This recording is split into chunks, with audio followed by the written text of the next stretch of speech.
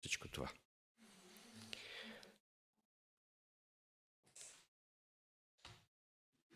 Така в живота, разбира се, празници са нещо важно. И днес ще поговорим за или върху притчата за голямата вечеря.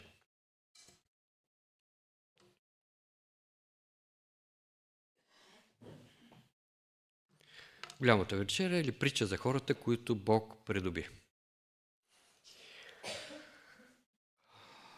Преди да започна с библейския текст, искам да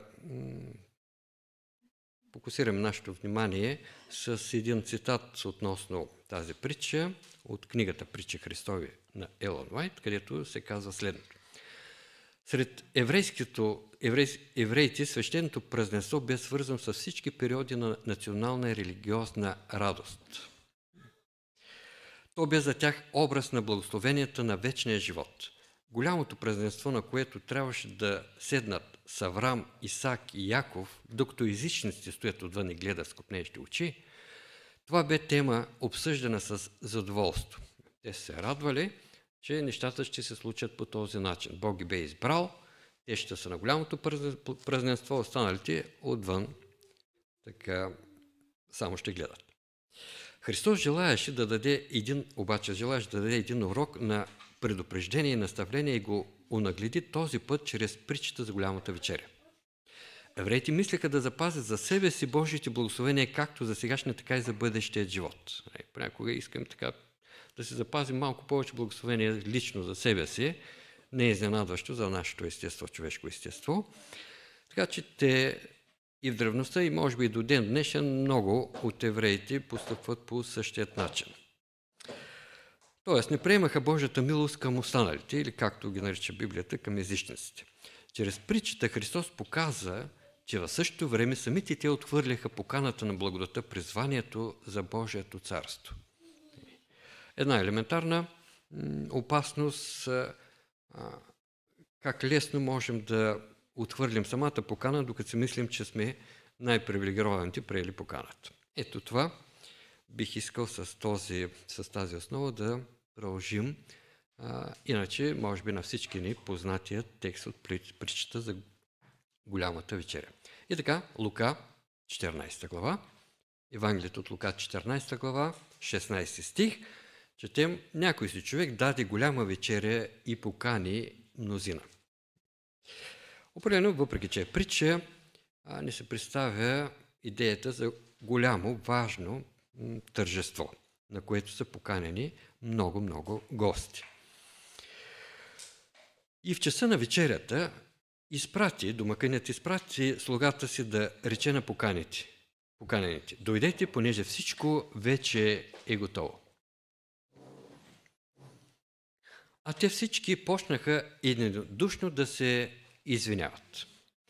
И така притчата тази история отделя основно внимание на начинът, или по-точно на некоректният начин на реакцията на поканата. В историята нямаме тук много подробности за самото тържество, кога точно, за какво точно. Може би това се подразбира в контекста, но основните елементи са относно това как реагират поканените.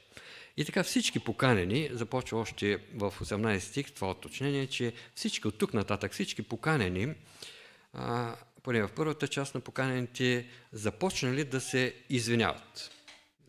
Знаете колко лесно ние хората се извиняваме. Кога се извинявате? Нека да видим тяхния случай, да видим дали понякога и при нас лично ни се случват така нещата. Ето го и първият, при когото така пристига вестителят. А той му отвръща: купих си нива и трябва да изляза да я видя. Моля те, извини ме. След това, 19 стих, друг рече: купих си 5 чифта волови и отивам да ги опитам. Моля те, извини ме.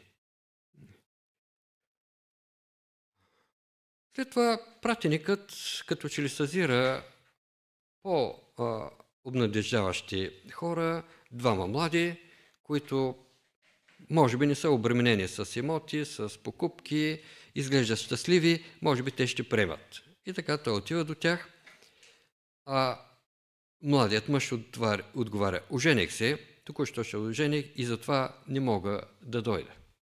Моля те, извини ме. И така, както вече споменах, какво забелязваме при всички тях? Не желая да дойда. Нека да използваме отново коментар от Притчи Христови, книгата Притчи Христови, относно точно тази притча. И се казва следното: нито едно от извиненията не е особено основателно. Какво означава не особено основателно? Не е достатъчно основателно. Човекът, който трябваше да излезе и да види своето парче земя, вече го бе виждал при купуването. И това е нормално. Той си купил, видял какво е, но сега искаше отново да е там, вместо на празненството, да е на нивата, на место при празненството. Неговата приправност да отиде точно тогава да се дължеше на факта, че интересът му бе погълнат. Неговият интерес и беше изцяло къде? Това, което току-що си бе придобил. Има ли нещо познато тук? Случва ли се така при вас? Когато си купите нещо, и то е ценно, разбира се, не е някой дреболийка от китайския магазин, въпреки че там вече могат да се намират хубави неща, не е нещо дребно, т.е. а нещо ценно, нещо, за което сте събирали парички дълго време, нещо, което си внимателно сте оглеждали и в крайна сметка сте харесали даден продукт и дори сте успели да се пазарите, да го имате. Как се чувствате тогава? От време на време си го поглеждате. Ако е по-голямо, отивате там и си го разглеждате. Ако е автомобил, качвате се от време на време, стоите вътре, наслаждавате се, разхождате се с него.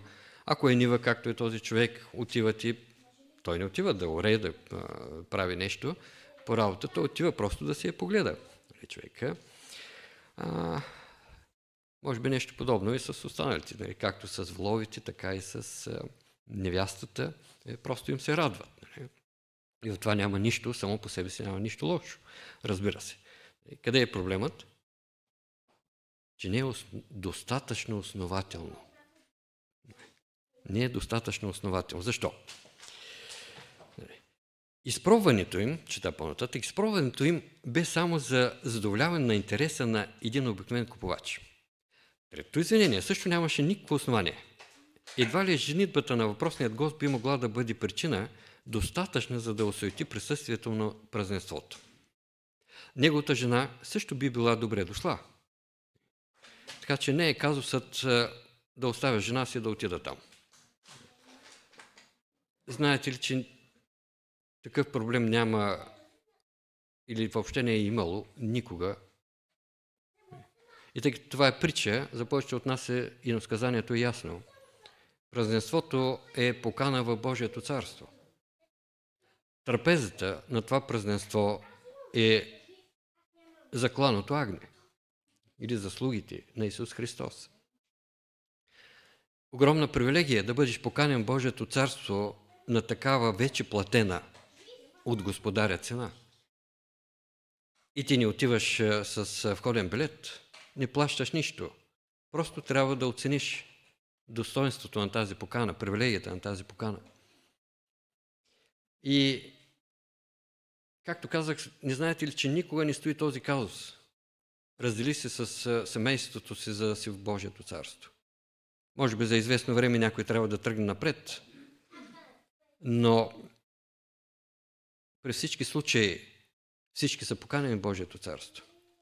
И дори когато някой е по-напред от някое семейство, както може би в твоето или както в моето се беше случило, то е заради този, който все още не е приел поканата. За да може да осъзнае, за да може да има една добра светлина, че поканата е реалност, истинска възможност за него. Едно подобно извинение, нека си остана при съпругата и да не съм в Божието царство, между Божият народ, не е достатъчно основателно. И съпругата е добре дошла. едно извинение, купех си прекрасни неща и искам да съм там, а не в Божието царство. Знаете ли защо не е достатъчно извинението? Защо не е достатъчно? Защото кой ти е дал възможност да имаш това, което имаш? И правилната реакция всъщност е коя? Нека отида на тържеството, за да благодаря за всичко, включително и за това, което току-що придобих. Усещате ли алтернативата? Колко глупаво понякога постъпваме ние хората. Отказваме на Бога поради нещо, което, между прочим, самия Той ни е благословил да се случи. Говоря в най-добрият смисъл, а не в някакви извъртени неща. Така че, нека се върна към коментара. И съпругата била добре дошла, но той си имаше собствени планове за веселие. И за него, неговите планове бяха по-привлекателни от празненството, на което бе обещал да присъства. В самата притча го няма момента, когато те са обещали това, но в коментара се споменава. Защо? Защото в иносказанието се говори за Божият народ, който на практика, не в притчата, Божият народ има завет с Господа. Знаете какво е завет? Договореност. Тоест, в тази договореност се включва неизменно обещанието. Всичко, което е рекъл Господ, ще го вършим. Всичко, което е рекъл Господ, ще го вършим. Всеки, който е част от Божият народ, има това обещание в своето досие, да го кажем грубо, най-общо. В своята духовна история. Има това обещание, фиксирано. Всеки, който е част от Божият народ. И този човек по някакъв начин отхвърли поканата за празненството и ни зачети, че имаше такова обещание да я приеме поканата. Предпочиташе развлечение в обществото, различно от това на този на домакина. Не помоли за извинение, дори не се помъча да бъде учтив в отказа си. Неговото не мога прикриваше само едно истинско не желае. Какъв е въпросът? Не желае. Обикновено ние не използваме тази фраза често. По-често употребяваме израза не мога, зад което скриваме не желая. Всички извинения издават един презает ум. Понякога нашето съзнание, нашият живот, нашите желания буквално са презаети. Вече има всяко място е заето от някакви желания вече. Други интереси бяха погълнали изцяло предвидените гости. Поканата, която се бяха заклели да приемат, бе пренебрегната и с безразличието си обидеха великодушният приятел. Колкото е да е елементарна историята като притча, зад нея се крие един велик, един много възвишен план да бъдем част от една не просто елементарна вечност, някъде скучно преживяващи и след 300 години чудещи се как да си намерят друга, по-интересна вечност. Той вече се проигра. На времето Люцифер достигна до това да скучае и да бъде само служител, славата да минава покрай него и да отива там, където по принцип е мястото, върху Божието име. Той пожела и за себе си един по-интересен за него свят, преживяване. Нека малко славата да идва и върху моето име. Така се случи историята на нашия свят. Той отвори вратата към един по-различен свят на преживяване. И днеска човеците хвърлят всички възможни усилия, малки са, но колкото усилия имаме, ги хвърляме върху тези три неща, както апостолът ги описва. Пожеланието на очите, търсенето на слава, по-старият израз е щеславието на живота, пожеланието на очите и похота на плътта. изтляваме. Всички усилия ние хората хвърляме за тези три неща. Но това е от света, казва апостол. Защо? Защото това е ново, друг вид преживяване, отворено от бившият Люцифер, станал Сатана. Така че Христос не предлага да ни върне обратно. И чрез много притчи, включително и тази, се илюстрира как той подхожда благородно към онези, които вече сме измъчени от това, което предложи Люцифер да живее. Чрез голямата вечеря Христос представя благословенията, предложени чрез Евангелието. Поканата е евангелската вест. Нека да припомня, че тя не напразно се нарича евангелска. В древността Евангелие буквално означава добра вест за победа. Тоест, че победата вече е факт. Евангелската вест в този смисъл означава, че победата за теб и за мен, възможността да бъдем в вечността, в една удовлетворяваща, а не скучна вечност, в една удовлетворяваща, а не разочароваща вечност, тази възможност е вече факт. Платена чрез голямата цена на Христовата жертва и чрез Неговата неотменна посветеност да служи на човешкия род от тук нататък. Вестта на Евангелието е заложена в поканата на тази притча. Храната не е нещо по-малко, казва коментарът, от самият Христос. Той е хлябът, който идва от небето и от него потичат потоците на спасението. И в много по-широки рамки на всяко благословение. Казвам това, за да върна отново върху елементите на историята. Единият придобил нива, другият волови, третият съпруга. Всяко добро благословение откъде идва? От небесата. Бог ни е направил да се радваме и да носим отговорност с удовлетворение за нещата в този свят. И жалко е, че понякога ги противопоставяме на него самия. По-нататък чета следното. В предвидяното от него празненство Бог им предложи най-големия безценен дар. Божията любов бе дала скъпото угощение и бе предвидяла неизчерпаеми източници.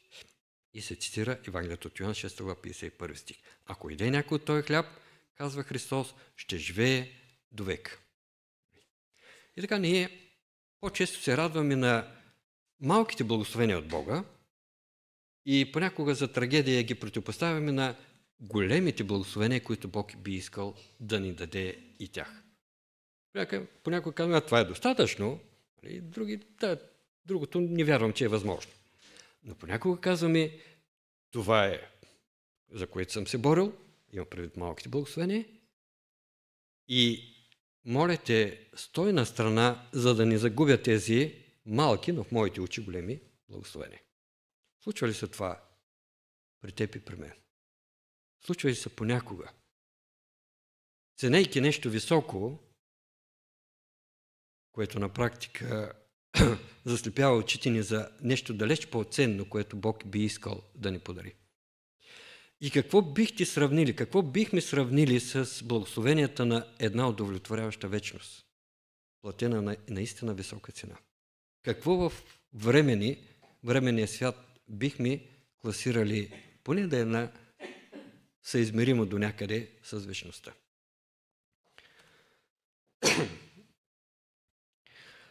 Но за да приемат поканата за евангелското празненство, поканените хората, те трябваше да починят светските си интереси на едничката цел. И понякога това е най-могъщият елемент, който се противопоставя, може би несъзнателно за нас самите в нашата душевност. Нежеланието да се починим. Едно огромно нежелание, неосъзнато, но силно желание да не се подчиняваме на Бога.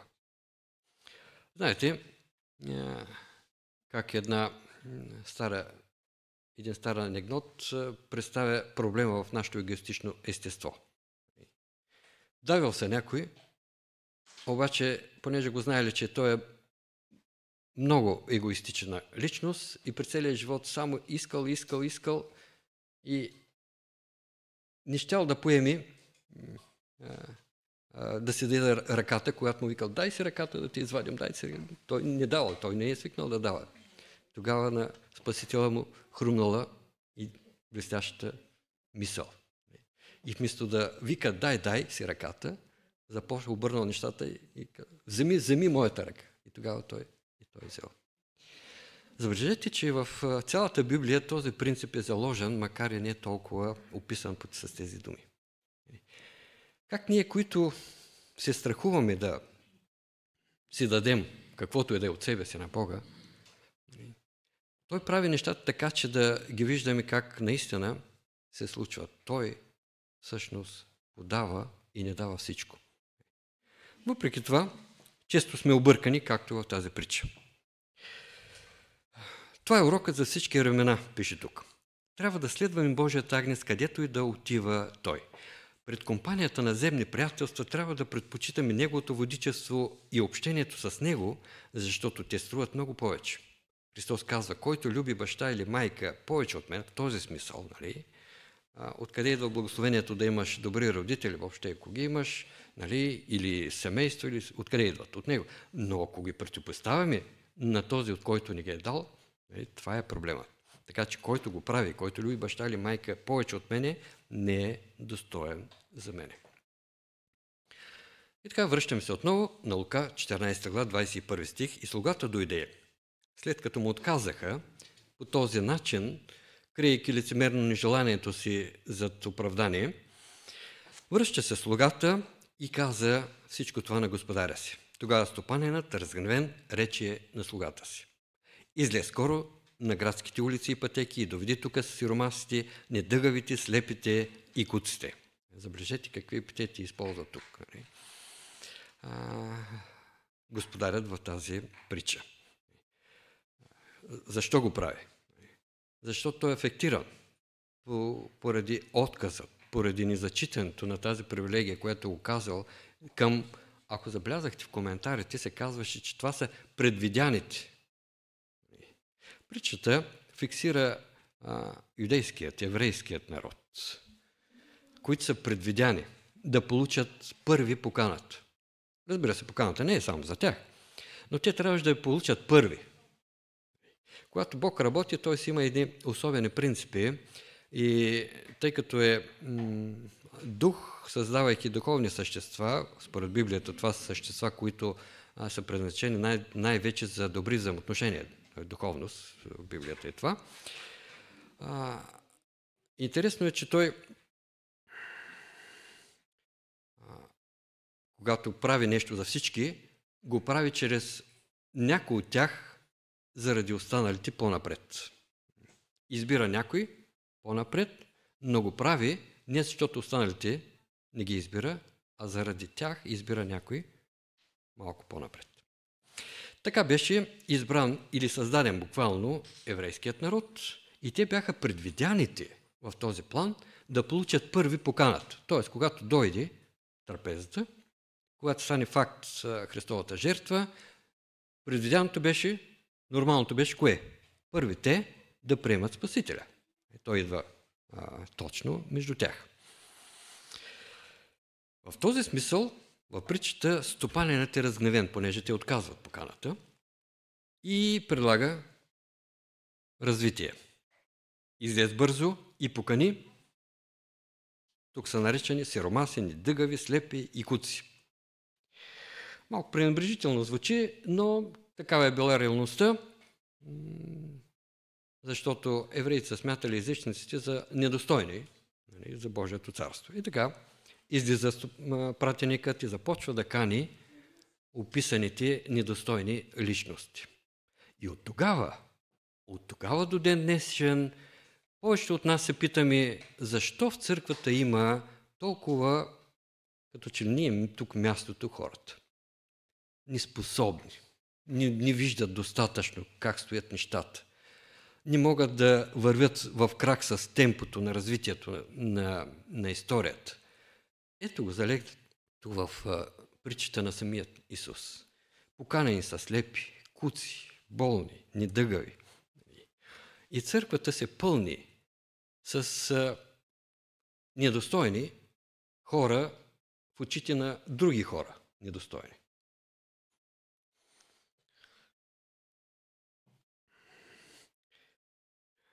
И слугата рече на господаря си, след поредната акция на поканите, той се връща отново, 22 стих, и каза: господари, какво ти се заповядал, стана и още място има. Какво беше ви заповядал господар? Да покани този път недостойните. Първите бяха достойни, те бяха хубави, облечени добре, здрави. Сега бяха, но те отказаха и след това бяха поканени недостойните, описани като куци, слепи, недъгави и така. И какво си сторил, стана. Тоест те приели поканата. Изненадващо, те приели поканата. И още по-изненадващо, забелязвате ли, има още място. С какво трябва да свикнем ние? И не само да свикнем, от начало е изненадващо за нас и всеки си е задава въпроса: защо в църквата има такива хора? Бих желал да са малко по-чевръсти, малко по-навреме да идват на богослужение, въобще ако идват, по-хубаво всички да идват на богослужение, да са добре облечени, да могат да говорят хубаво, като излязат тук, да си вързват езика. Аз се чуем, защо в църквата има такива хора?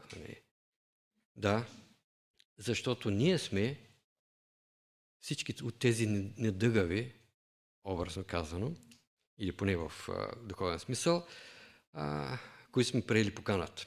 И ние трябва, в началото изненадващо, да свикнем с това. Но после дори трябва да се радваме. Трябва да благодарим на Бога, че Той действа по този начин. Което означава, не е отхвърлил никого. Той ни предлага достъп на Божието царство само на онези, които спечелят дадено ниво на славата. Знаете, има много реалити шоута, които са поставени точно по този формат. Хора да се усъвършенстват, да хвърлят достатъчно така сериозни усилия да се усъвършенстват и да покрият дадено ниво за славата. И те им ръкопляскат, дават им оценка и след това ги назначават и им дават достъп до дадено така развитие. И ние се наслаждаваме как това го върши светът. Как се насърчават един друг да създадат световна слава. Тук Господ ни дава място, без да покрием някакви критерии за слава. Той ни отваря вратата преди всякакви достоинства за слава. Не е ли това неговата слава? Да е милостив към всички, към най-недостойни. И следващото, с което трябва да свикнем, което също е проблем за нас, както за евреите в древността, може би и до ден днешен за повечето от тях, но то е проблем и за нас. Че след като ние вече сме в Божието царство, продължава да има още място за недостойни. Забелязахте ли от това? Продължавало да има още място. В Божието сърце има още място за още хора, с които да си има проблеми. Как е при нас? Искате ли още хора, с които да си имаме проблеми? Защото всички сме проблемни. И ако дойдат не прекрасни личности, които могат супер да пеят и тук да ги назначим, да се направим хубав хор, а дойдат, които се чудим как да ръмжим заедно с тях, това е в аспект на хвалението. Но във всяка една дейност ние сме крайно недостатъчни. Така че който да дойде, ще си имаме още проблеми с него. Искате ли да се случва това? Да, изглежда изненадващо. Но по същия начин първо трябва да свикнем с него, а после дори да благодарим на Бога, че така се случват нещата. Има още място. И господарят рече на слугата: колкото намериш, излез по пътища, по оградите, и колкото намериш, то има още място. Накарай ги да влязат, за да се напълни къщата ми. Къщата в притчата, тъй като е несказание, коя е къщата на господаря? Коя е къщата на господаря? Разбирането на Бога не е проста работа. Но някои неща, достатъчно неща, Той ни ги е открил, за да знаем какво се случва в светът, в Неговия свят. Бог няма нужда от нищо в този свят, който Той е сътворил. А е сътворил толкова много светове. Защо? За да се населяват. Той не ги прави пустини. Прочетете го, пророчеството на Исаия. Той е направил земята също, за да се населява. Ако не остави, ние ще направим пустиня. Една голяма част от земята вече е пустиня. И с бързи темпове опустяват райони. Хората буквално, дори нашата душевност, то не и като и насказание го има и като писание в библейските тексти, особено в книгата Исаия, ние приличаме на пустиня от към страна на добри духовни параметри. Ако остане на нас, ние ще направим света точно необитаем. И ще търсим някъде необитаем свят, за да се заселим временно там, та след това и той да стане, нали, изразходван. Бог е направил света, за да бъде обитаем. Неговият свят. И той ще направи всичко, което е необходимо да бъде изпълнен с обитатели. Отново, за цяла вечност. В притчата накарай ги да влязат, за да се напълни къщата ми, домът ми. И така отново, за трети път, евангелската покана отива до целия свят. А исторически, след като юдеите отказват да приемат Христос като небесният изкупител, Евангелието отива до езичниците. Но след това, след първото столетие, Евангелието започва малко по малко да достига все по-големи територии. И може би в нашето съвремие ние сме свидетели на експанзията, разширението на Евангелието, на Божието царство в този смисъл на нашата земя до нейните краища. Тя физически няма краища, тя е кръгла, но до всичките и територии. Разпространението на Евангелието. Какво беше Евангелие? Вест, че вече е победено за твоят вечен живот. Всички биват поканени. Днес все още има място в Божието царство за толкова много още недостойни хора. Ние понякога спорим, те са недостойни. Как да ги приемем в Божието царство? Но всички са грешни, т.е. са недостойни и всички са крайно проблемни. И ти и аз добре знаем, че ако ги приемем, ще трябва да се ангажираме с тях. Имаме две възможности. Първата, не ги приемаме. Втората, приемаме ги, обаче не се ангажираме с тях. Има ли някаква трета възможност на практика? Най-лесното е да не се ангажира. В този смисъл обаче нямате нужда от църква. Нашият свят, съвременният, великият свят, велики Вавилон, дава достатъчно възможности да не бъдете ангажирани в нито едно общество. Стоите отстрани и мърморите за недостатъците на обществото. За ръководители, за чистачи, за цялата поредица. И не сте ангажирани в обществото. Ти сте се родил в такъв свят. И само чрез вяра трябва да приемем една друга възможност, друга реалност. Че можем да живеем напълно ангажирани с Божията помощ в обществото, в което Той ни призовава. Има ли съпротива в нас? Оправдание? Има ли не мога, зад което стои едва прикрито не желая? Има ли подобно извинение в нашата практика? Не. Разбира се, това не е изненадващо. Бог обаче кани всички. Той кани всички отрудени и обременени. Затова апостолът описва ситуацията в писмото си към Коринтяни, 1 Коринтяни, 1 глава, 26-31 стих четем. Понеже, браща, вижте какви сте вие призваните. Призвани, велики цели. Че между вас няма мнозина мъдри според човеците, нито мнозина силни, нито мнозина благородни. Но Бог избра глупавите неща на света, за да посрами мъдрите. Това, че ние като най-неспособните, може би, най-недоразвитите или най-недъгавите в кавички, сме тук като част от църквата, не означава в никакъв случай обаче, това, че Бог ни е поканил и ни е дал достъп в Неговото царство, не означава в никакъв случай, че трябва да се останем недоразвити. Точно обратното. Той иска да посрами онези, които са се развили до светско ниво на слава, върхове.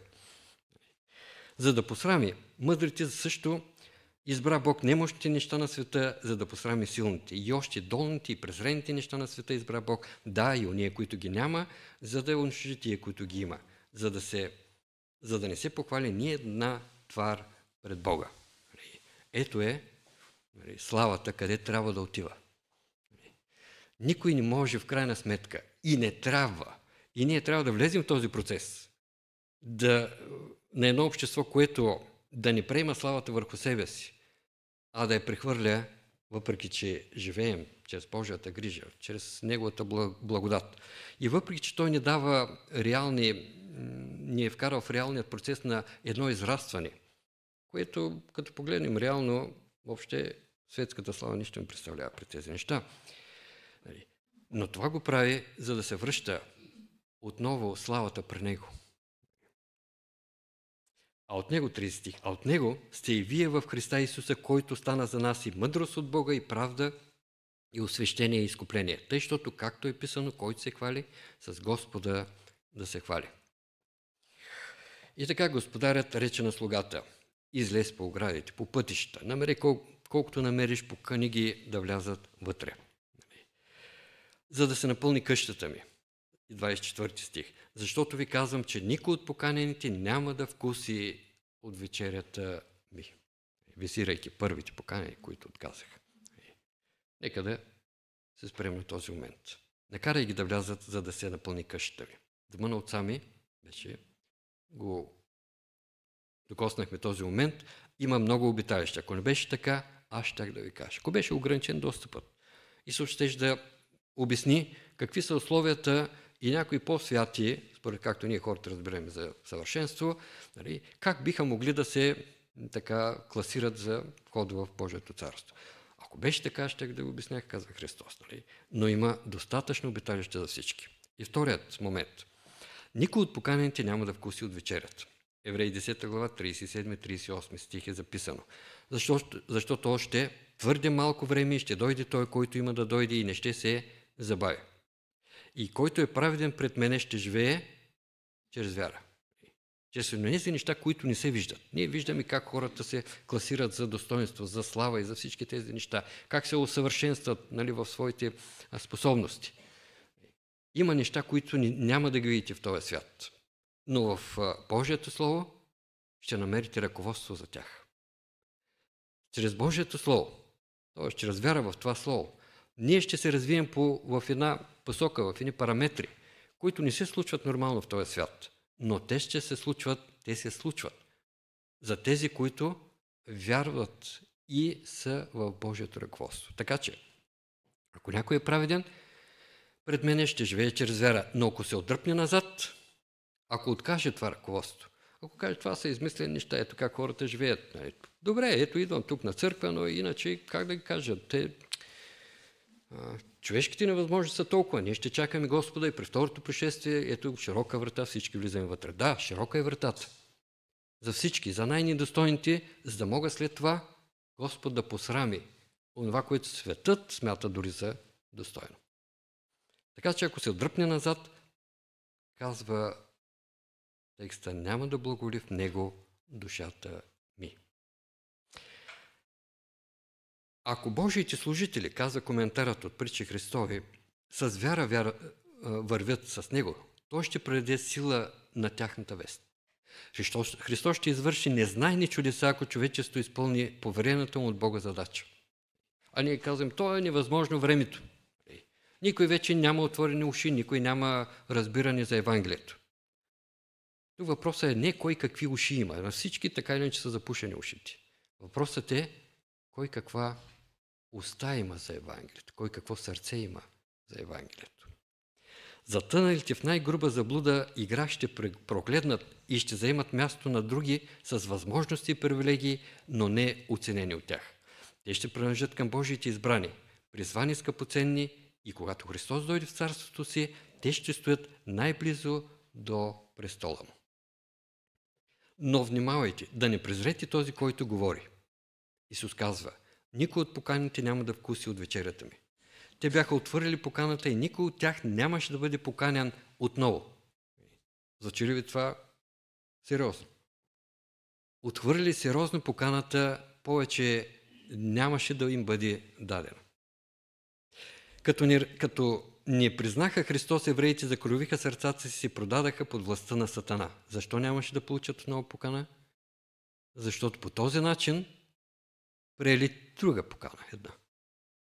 Всеки път, когато отказвате да се вслушате в благодатната вест, затвърждавате своето неверие. Ето това са фактите. Ние може да не ги оценяваме, но то действа все едно дали ги ценя или ги възприемам или не. Всеки път, когато отказвате да се слушате в поканата, затвърждавате своето неверие. След всеки път, когато пропускате да отворите вратата на сърцето си за Христос, все по-слабо ще долавате гласа на този, който ви говори. Така свеждате до минимум възможностите да откликнете на последната благодатен зов. Последния. Така че поканата, да, тя все още действа, но възможностите намаляват критично. Ние да приемем, ако сме се научили, да се оправдаваме. Дойдете при мене, казва Христос, всички, които се трудите и сте обременени, и аз ще ви успокоя. Между два свята. Христос протяга ръка, за да ни приведе от нещастното съществуване, от това обременено съществуване, от това нещастно, от трагично, от разочарованието, да ни приведе в един свят на истинско усъвършенстване и достоинство. Дойдете при мене, казва Господ, и аз ще ви успокоя.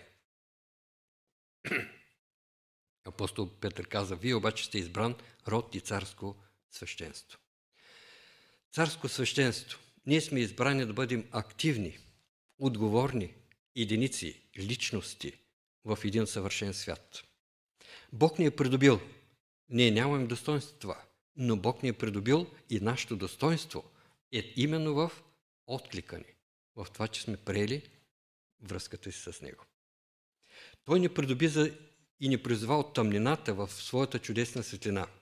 10 стих каза, вие, които някога си не бяхте народ, не продължавайте в същия дух. Някога си не бяхте народ. Всеки си живее както си иска. Гледа си по телевизията кой какво прави и си недоволя. Отиваш някъде на събрание или в църквата и после си отиваш. Ти не си част от този народ. Само временно някакъв свидетел, нещо на празник или така нататък. Вие някога си не бяхте народ, а сега обаче сте Божий народ. Не бяхте придобили милост, а сега сте придобили. Нека Бог ни благослови. Нека Бог ни благослови да живеем в дух и истина, в истинска връзка с Него. В един народ, който е получил тази голяма привилегия на Неговата милост. Нека Бог ни благослови. Предстои удовлетворяваща вечност. Нека не изпускаме нито един ден, докато тя не започне истински. Амин.